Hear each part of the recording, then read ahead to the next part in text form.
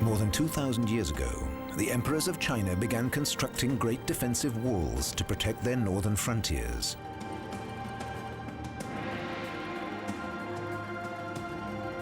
Even today, the remains of these ancient ramparts and towers scar the borderlands.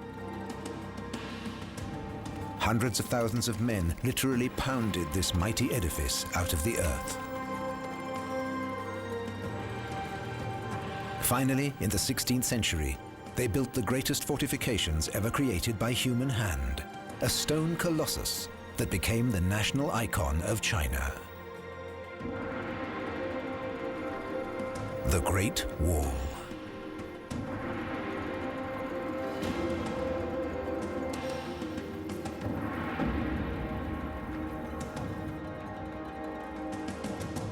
What made the Middle Kingdom build this giant walled frontier?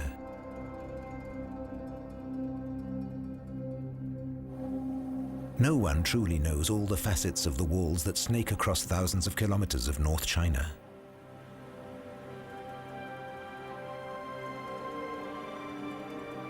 What have these walls to say about the world they were built to protect? Armies of tourists pay their respects to the stone ramparts north of Beijing that have given the world our image of the Great Wall. But what is its true story?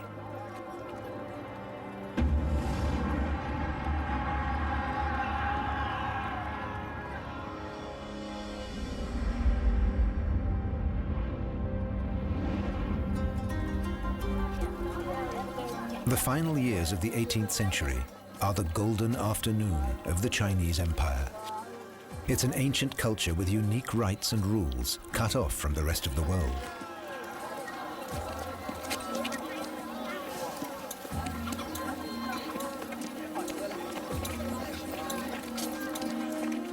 But the cocoon the Middle Kingdom has spun for itself has become fragile. For several months, there has been a British trade delegation in China. Time enough for 12-year-old Thomas traveling with the delegation to learn Chinese.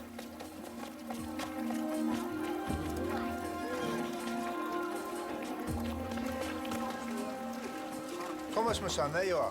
Come and help us, please. As an unofficial interpreter, he supplies valuable services to the ambassadors. Anyway, do you understand what Finally, the court officials inform the foreigners that the emperor is ready to receive them in his summer residence, 7 days' ride from the capital, Beijing.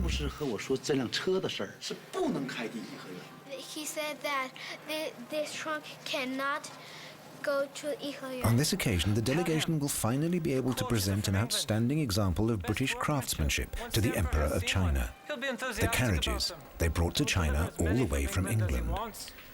But when they offer to make the ruler a gift of these splendid vehicles, the Mandarin's reaction is astonishment and disapproval.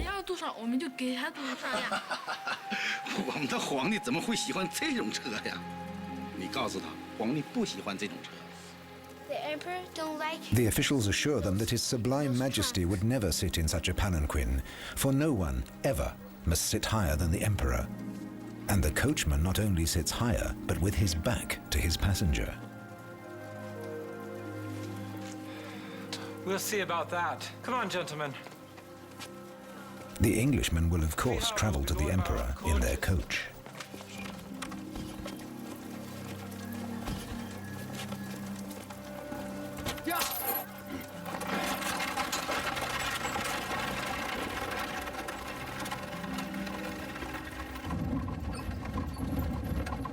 The English trade delegation representing King George is led by Lord Macartney, aided by Sir George Staunton. Their mission is to open the Chinese market to the products of the British Empire.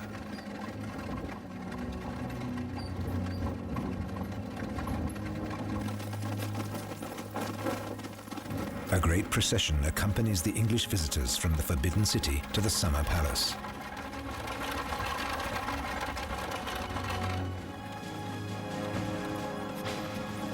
Three days out of Beijing, the mandarins and officers take the delegation over the Gubeikou Pass.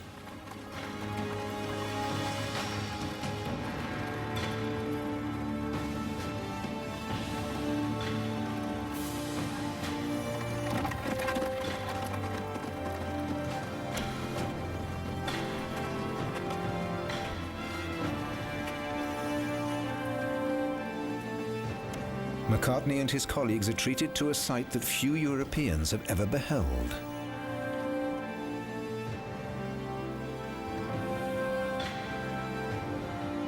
The Great Wall.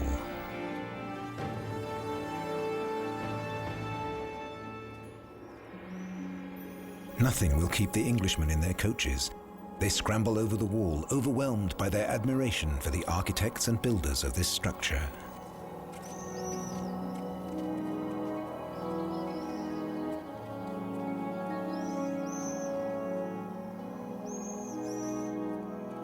But Lord McCartney notices that his Chinese escorts remain completely unmoved. He later wrote, "The Mandarins appeared rather uneasy and impatient at the length of our stay upon the wall. They were astonished at our curiosity, though few of them had ever visited it at all." Lord McCartney was otherwise less than impressed by Chinese cultural achievements.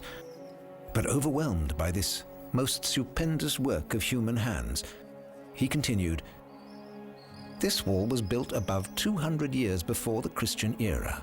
China must have been not only a very powerful empire, but a very wise and virtuous nation, to establish at once what was then thought a perpetual security for them against future invasion." The accounts of these first European tourists have influenced our image of the Great Wall ever since. But these British visitors had no idea that the stone colossus they were admiring was only about 200 years old. This huge structure had been built in the 16th century to stand guard over the heart of the Middle Kingdom, after the Gubeikou Pass had been the gateway for an invasion that shook the empire to its core.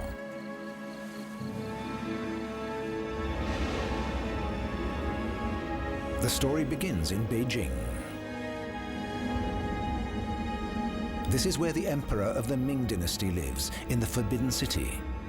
This is the center of the world. From here, the emperor rules over all under heaven.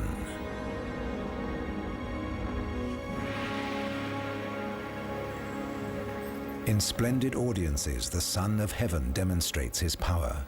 Hundreds gather in front of the Hall of Perfect Harmony to pay homage to their ruler. Like everything else that happens at court, this ceremony follows a strict ritual.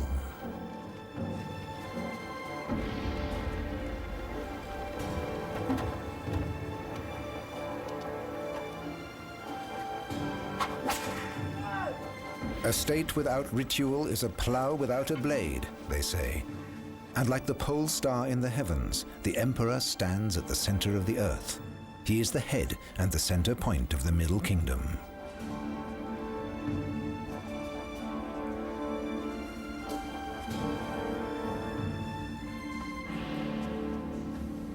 And hardly any other ruler of the Ming dynasty embodies this principle more than Emperor Jiajing, who has sat on the dragon throne since 1522.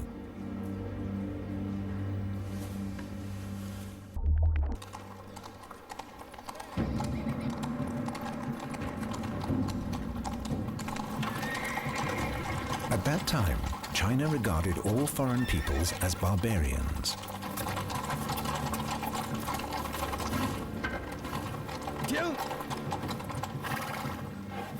Diplomatic contacts and trade relations with other peoples are considered entirely unnecessary. The Middle Kingdom is sufficient unto itself. Even the right to pay tribute to the emperor is an honor that only the emperor himself can grant.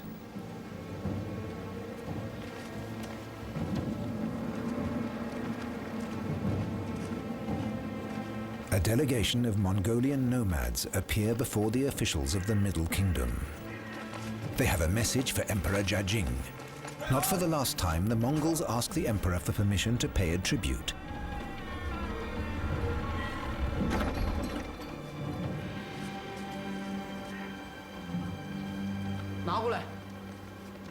They bring valuable gifts, in the hope that the emperor will present a gift in return. Only when this ritual is completed can trading begin.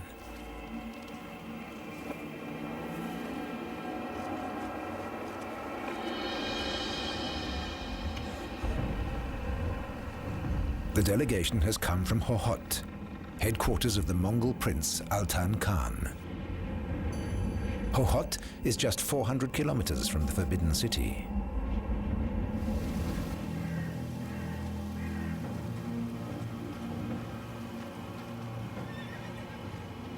Altan Khan lives in a palace he's had built on Chinese lines.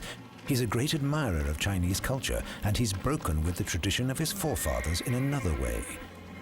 He's the first Mongol leader since Genghis Khan to build a permanent fortified city.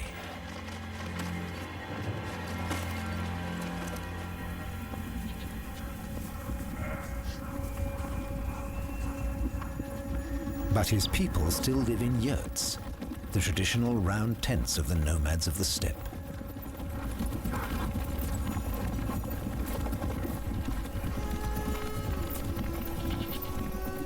They live entirely from their livestock, wandering over the steppe. They pitch their yurts wherever they find grazing land for their herds.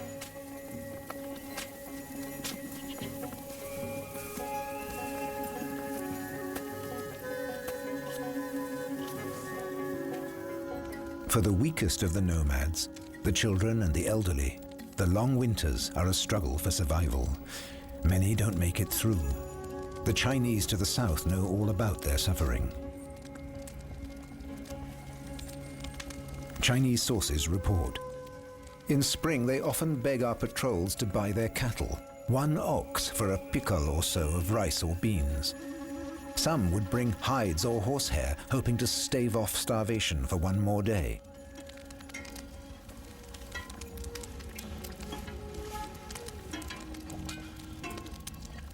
For the nomads, there's no way out. Only trade with their Chinese neighbors, who possess limitless rice and grain, could bring an end to their hardship.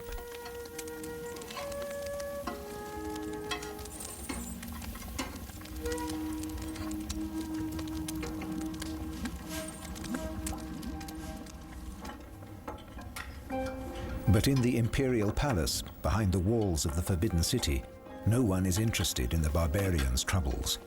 Here in the center of the world, the ruler's priority is to carry out the prescribed rituals that will guarantee order in the universe.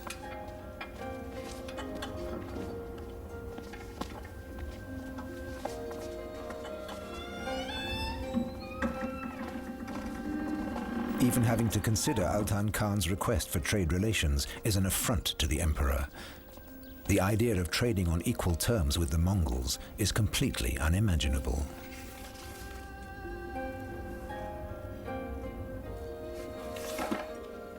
The emperor had already demanded that the character representing barbarians had to be written as small as possible on all official documents.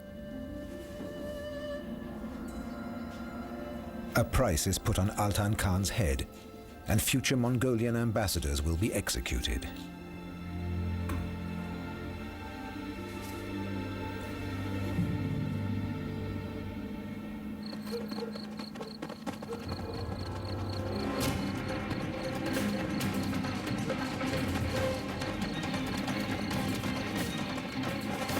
But the Chinese peasants in the border region know exactly what their emperor's policy will mean for them.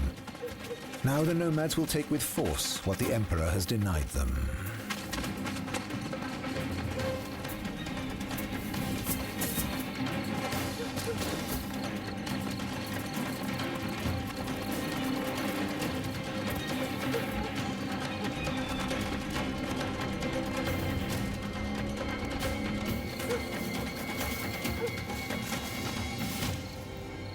The peasants don't have long to wait.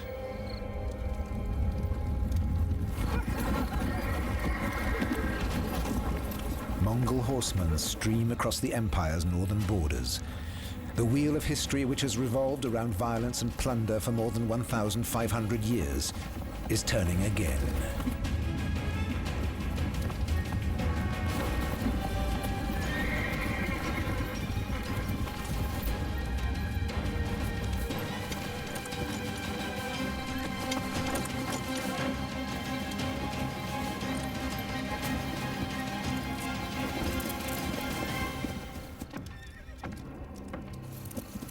Those the Mongols spare will starve in the ravaged fields.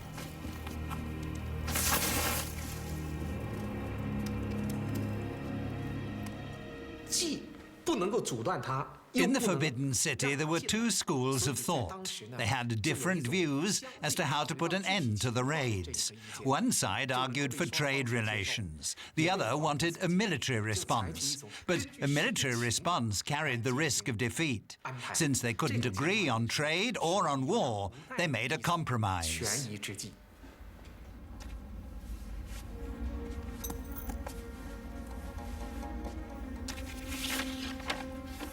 Thus was the decision explained that the emperor finally announced. Barbarians prefer aggression. We are more suited to defense.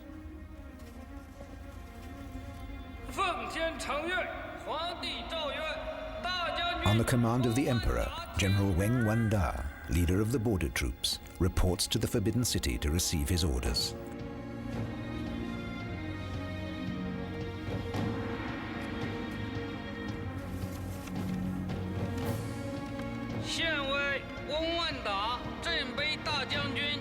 General Weng Wanda is appointed Supreme Commander of the capital's defense forces.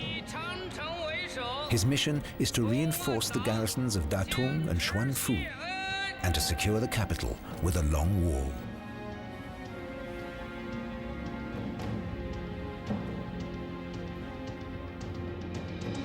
Weng Wanda's fortifications to the northwest of Beijing form part of a much larger defense system, the 9 border garrisons. Strung out like beads on a chain, they run from the easternmost to the westernmost point of the Chinese Empire.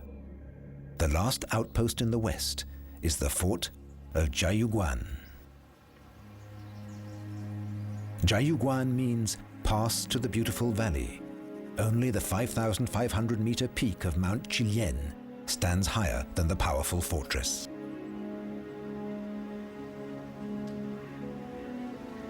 According to legend, the master builder of the fort calculated the construction materials so precisely that when they finished, just 1 brick was left over. It's still there, on the side of a tower.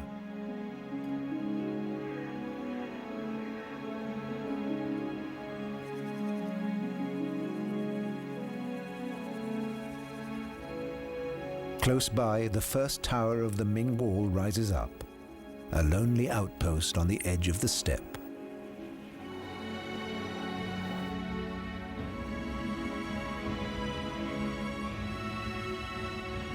In the south, the wall abruptly ends on the cliffs of the river Beda.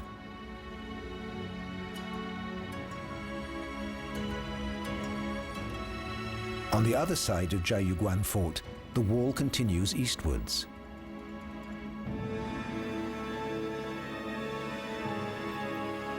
Over the centuries, wind and weather have torn gaps in the wall.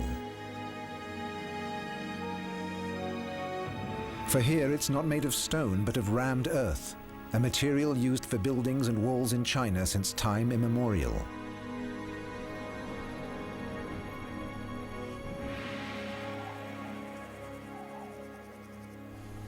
Sections of the wall run parallel to an older set of earth defenses built around the year 1000.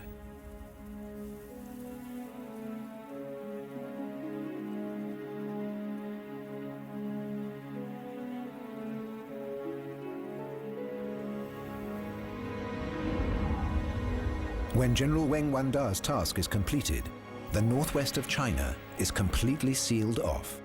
The capital, Beijing, is protected by its own ring of walls. The Ordos, the northern region enclosed by a huge curve of the Yellow River. It has always been the gateway for the nomads into China.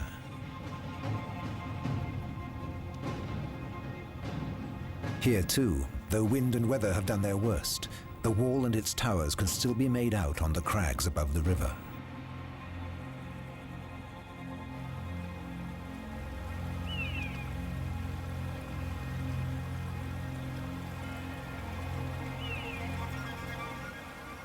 The garrison forts were the outposts of this defensive outer wall.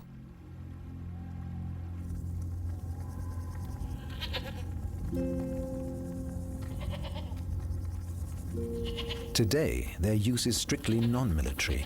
Their 6-meter-thick earth walls provide shelter to the farmers' herds.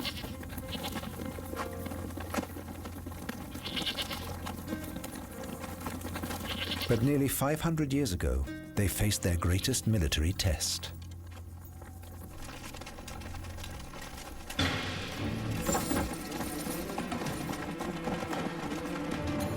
March 1549, Shuangfu.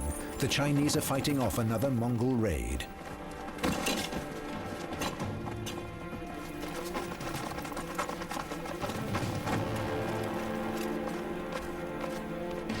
General Wang Wanda defends the city.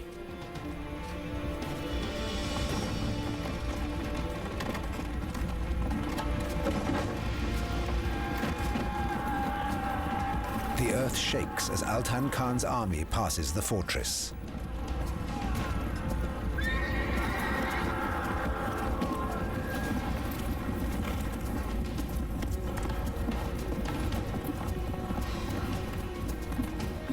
Showdown at the Great Wall.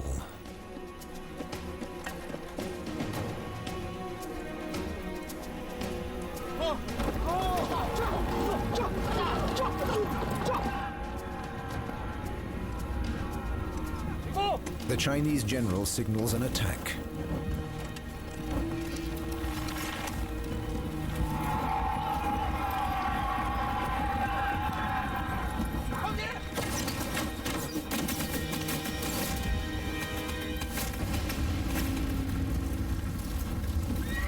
Wang Wanda's tactics have blocked the Mongol retreat.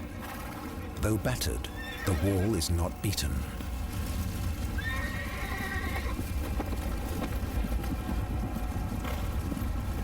The Mongol horsemen have suffered severe losses. What future now for Altan Khan? From the middle of his retreating hordes, he sends a message to the Chinese defenders.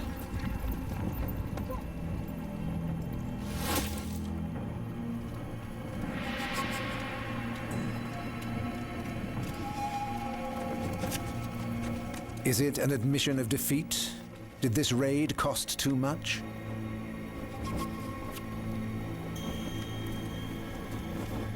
But Altan Khan's message contains a naked threat. If trade is not allowed, his men will be in the streets of Beijing.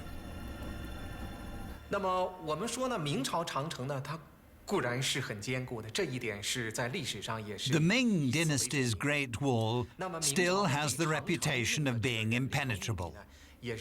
Enormous sums were invested, and millions of people were recruited to build it. The soldiers manning it were excellently trained, excellently equipped. And yet, the Mongols didn't give up. Somewhere on such a long frontier, there had to be a place where they could break through. That place would be the Gubeikou Pass, north of Beijing. 古北口呢，就是这样。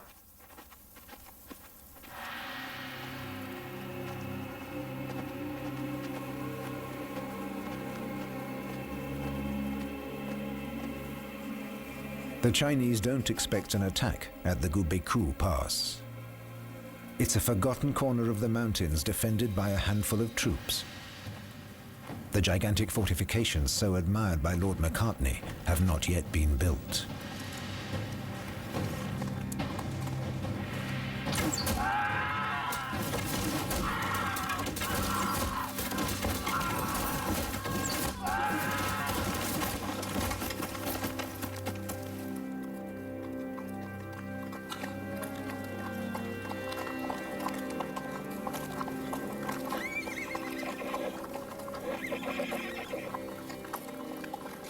The attack of the Mongolian forces is a complete surprise.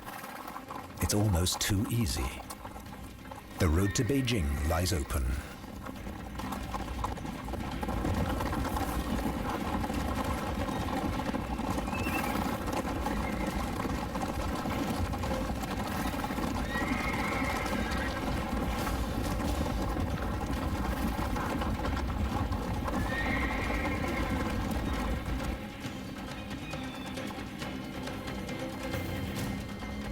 And Altan Khan keeps his promise.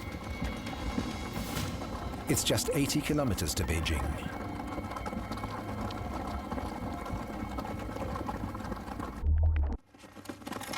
Officially, Beijing is defended by a force of 140,000 men. But less than half of these are actually under arms. General Weng's victory at the gates of the fort has made the Chinese complacent.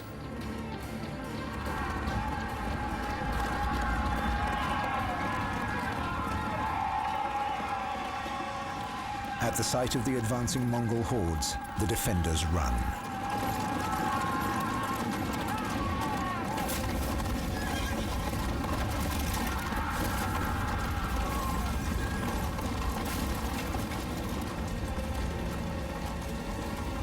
Altan Khan's men tear through the suburbs of Beijing, plundering and burning.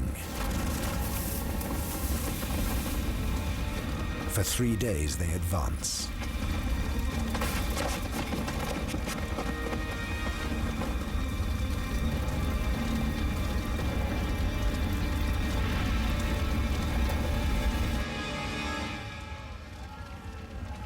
At last, even the emperor, deep inside the Forbidden City, can no longer ignore them. From within the walls of his ordered universe, Emperor Jiajing watches chaos overtake the outside world. There's nothing he can do.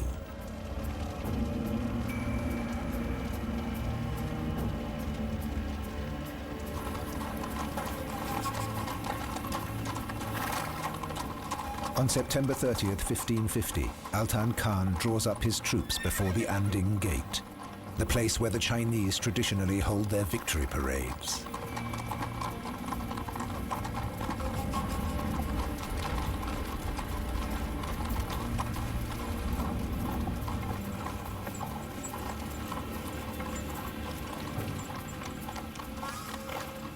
He has reached his goal, the very heart of the empire.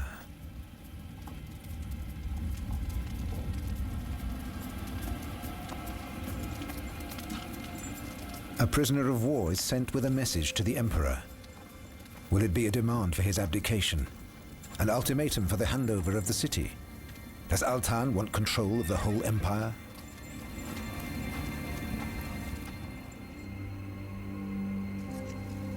The contents of the message cause confusion in the palace.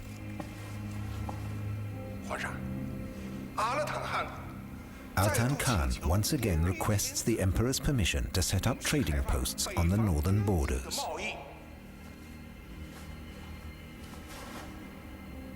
But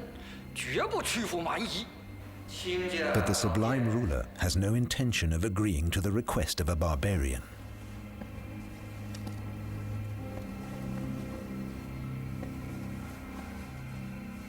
To regain control of an extremely delicate situation, the emperor summons his high officials. They decide to take refuge in courtly protocol.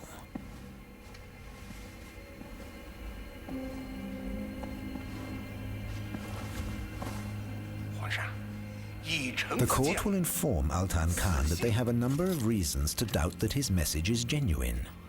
Number one, it is not in the script of the barbarians. Number two, the message did not reach the emperor by the appropriate means. The sublime ruler therefore demands that Altan Khan withdraw his forces at once, and that he make another formal request for trading relations via the garrison at Xuanfu.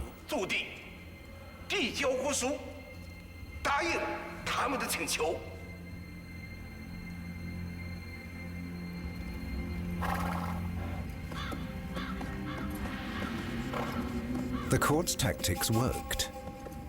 Altan Khan withdrew from Beijing. His decision still puzzles historians today.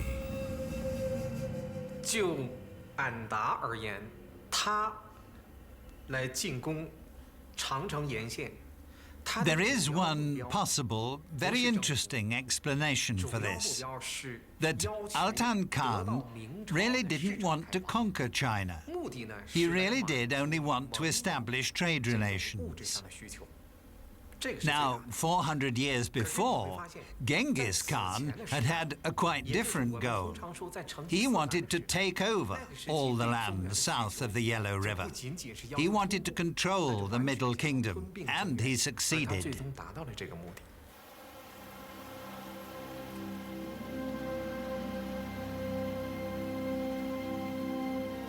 Mere months after Altan Khan's attack, the Chinese open up trading posts at some of the northern forts.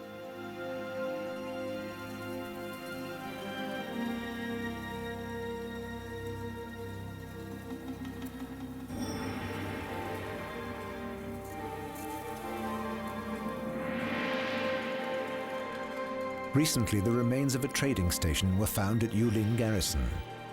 Archaeologists uncovered the foundations of a gate here in this wall, through which the merchants could pass in and out.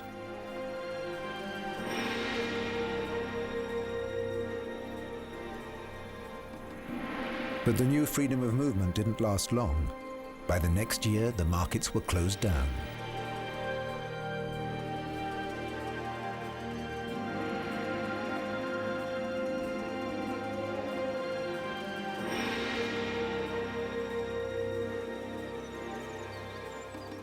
And that was when construction began on the greatest defensive structure China and the world had ever seen.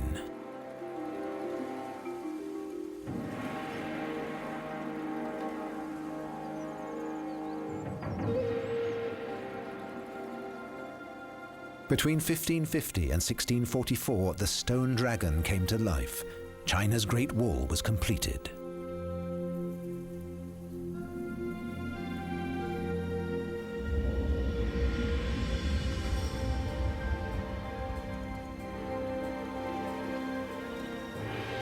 And the wall became a monument to the closed world view of the Ming Empire. It enclosed their own universe and excluded everything that was foreign.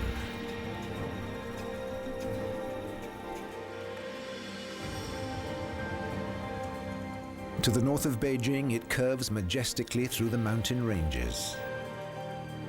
It follows the natural line of the mountain peaks, reaching breathtaking heights before plunging into the deepest ravines.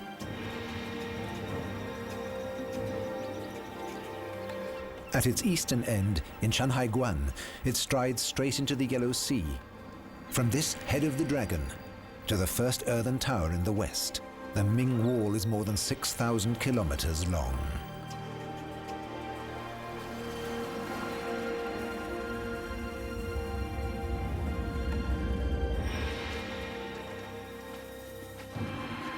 The sometimes bizarre route taken by this wall has led many experts to believe that more than just defensive considerations went into its planning. For generations, the Chinese had believed in the practice of Feng Shui, the teachings of wind and water.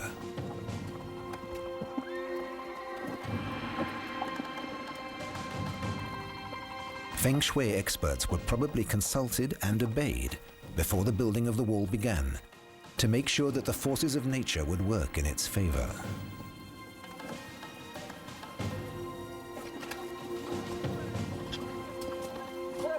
But when it came to the construction itself, spiritual aspects took second place. It was all about quality, efficiency, and speed.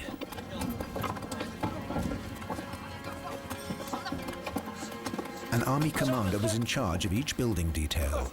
He was responsible for seeing that they keep to the timetable, if necessary, with the use of force. Most of the workers were recruited from the army or were pressed into service as civilians.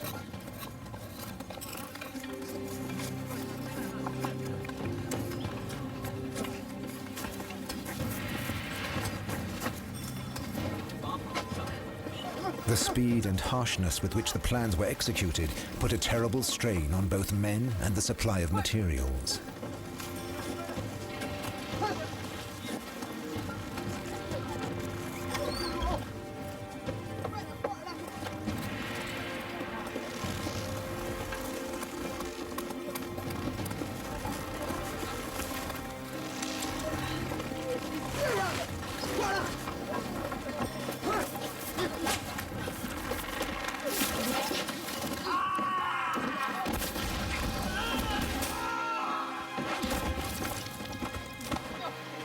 one knows how many victims the wall claimed.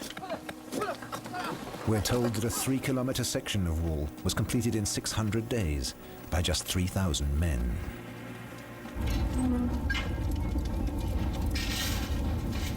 The older walls of compressed earth could use materials that lay at hand, but the materials for the Ming Wall of the 16th century had to be manufactured. This meant an extensive network of quarries, kilns, and the supply routes to connect them.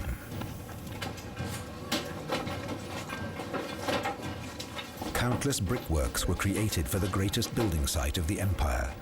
The costs of this gigantic project became a heavier and heavier burden on the state.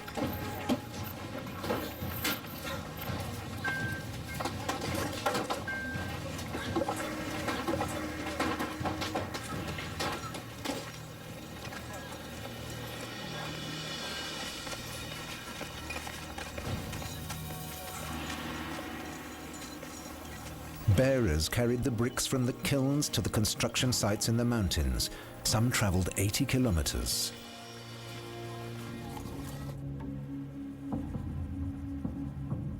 It took just 100 years to build the greatest defensive fortifications the world had ever known.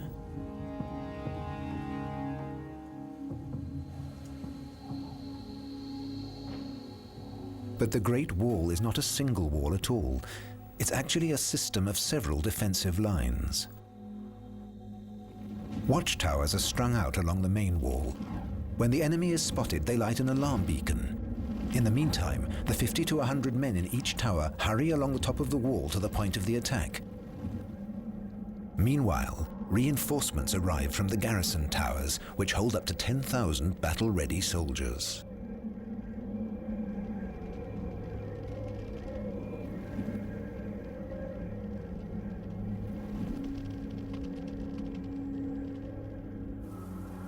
At least that's the theory. The reality was rather different. For months on end, the border guards were banished to the frozen mountain regions, exposed to the cruel weather. Building the wall had brought the Ming dynasty to the edge of ruin.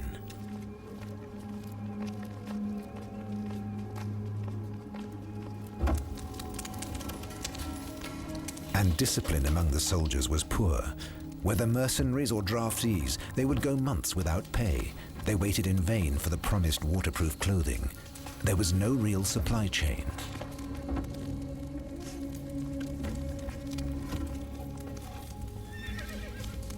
And yet taxes were constantly being increased throughout the empire.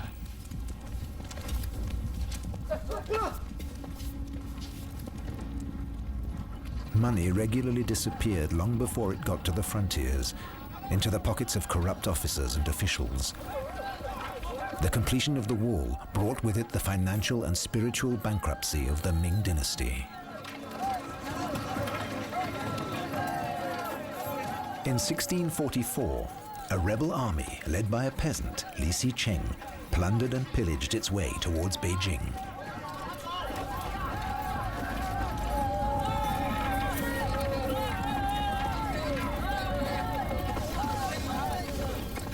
And there's a second threat to the creaking dynasty in Beijing. On the steppes, a powerful enemy is gathering, 100 years after Altan Khan, the Manchu.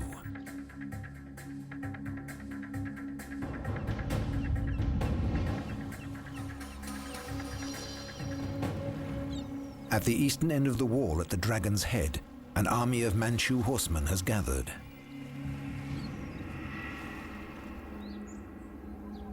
Close by is the fortress of Shanhaiguan. Calligraphy decorating the East Tower announces its proud name, the first pass under heaven. This fortress protects the plain between the mountains and the Dragon's Head at the edge of the Yellow Sea.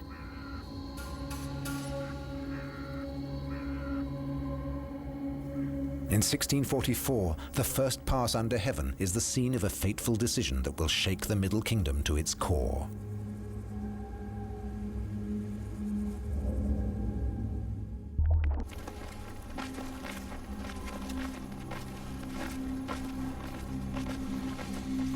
The commander of Shanhai Guan is General Wu, one of the last army commanders still loyal to the Ming dynasty.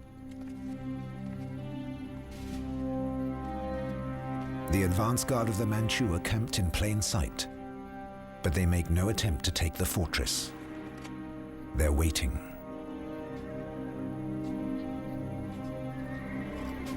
By May 1644, the situation in the empire is hopeless. Li Xicheng, the rebel leader, has taken control of the Forbidden City. The emperor is dead. But General Wu has refused to go over to the rebels. It may still be possible to throw them out of Beijing and save the dynasty.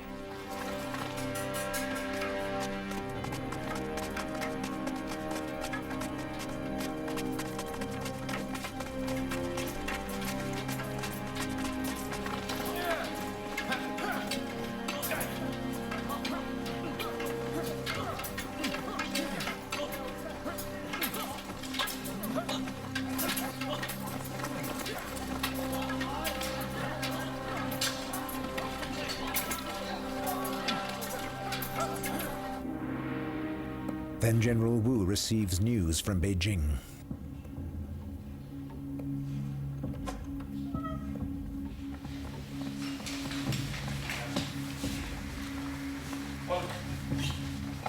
It's about the rebel leader Li Xicheng.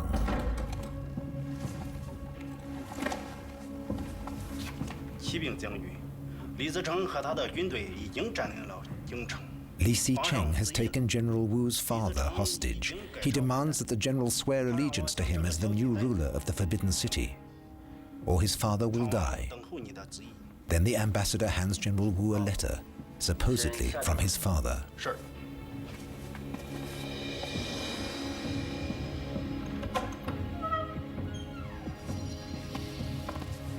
The old man begs the general to obey the new ruler at once and so save his life. His obligations to his own father must override his loyalty to the Ming dynasty.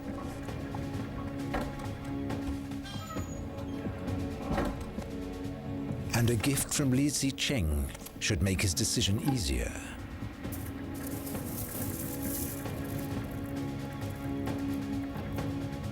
How would the general decide? Did he have a choice at all?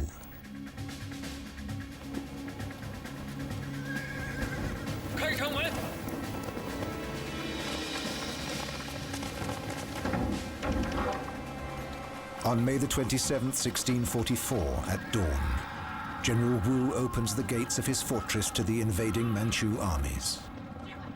Rather the Manchu ruling the empire than a peasant on the dragon throne.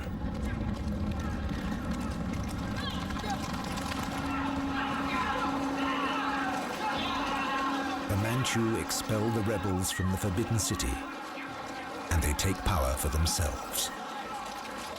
They found a new dynasty that will rule the Middle Kingdom until the year 1911. They call themselves the Qing, the pure ones.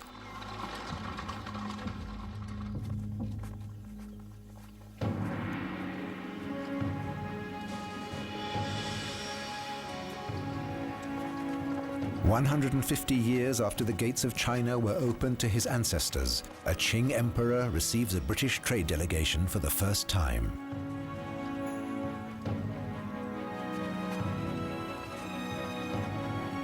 Lord Macartney had refused to kowtow, the traditional gesture of humility before the emperor. In Chinese etiquette, this is an insult.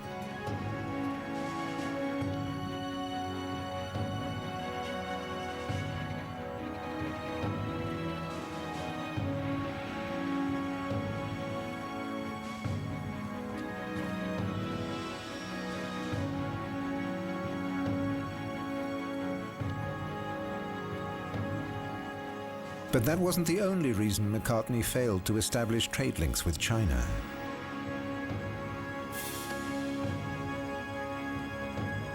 "We do not have the slightest need of your country's manufactures," is the judgment of the Son of Heaven. For the emperor, the British envoys are no more than barbarians from a distant, unknown corner of the world. Foreigners who begged to be given the honor of paying him tribute.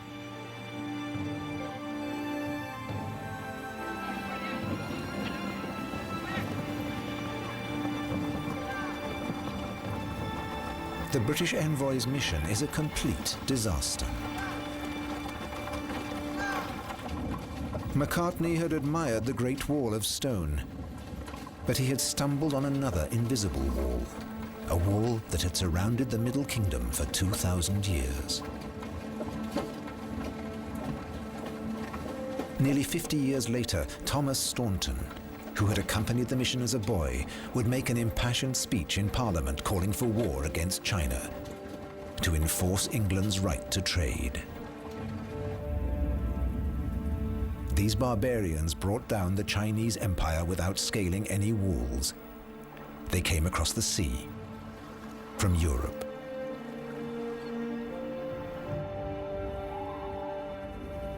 China's walls, visible and invisible, crumbled over time.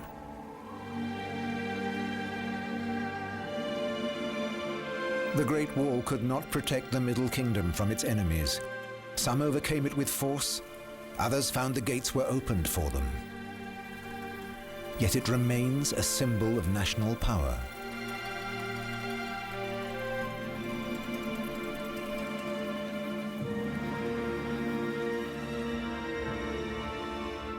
North of Beijing, where the stone dragon winds majestically over mountains and across ravines, this architectural masterpiece will still leave you speechless.